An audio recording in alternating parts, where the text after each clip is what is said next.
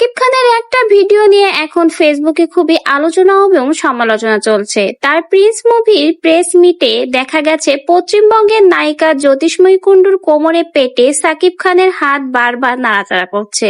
আর সেই সিন দেখে সাকিব খানের নতুন সিনেমার নায়িকা সাকিব খানকে সবার সামনে অপমান করে দিল। নায়িকাকে সাথে নিয়ে সিনেমা নিয়ে কথা বলার সময় সাকিব খান তার কোমরে হাত দিয়েছিল, আর তখন নায়িকা এমন একটা ভাব করলো আর সাকিব খানের হাতটা সরানোর চেষ্টা করলো, যেটা দেখে মনে হচ্ছে এই মেয়ের মতো সতী সাবিত্রী মনে হয় আর কেউ নেই।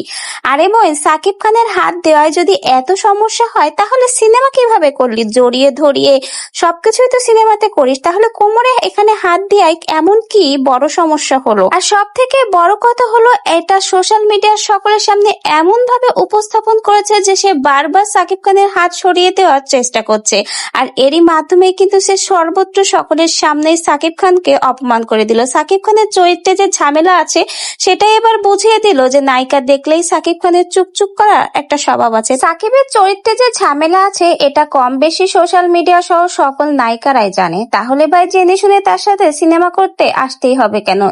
আর সকলের সামনে এভাবে রং তামাশা সৃষ্টি করতে হবে কেন? এটা বলতে গেলে সাকিব খানকে অপমান করার জন্যই বারবার এভাবে দেখানো হয়েছে।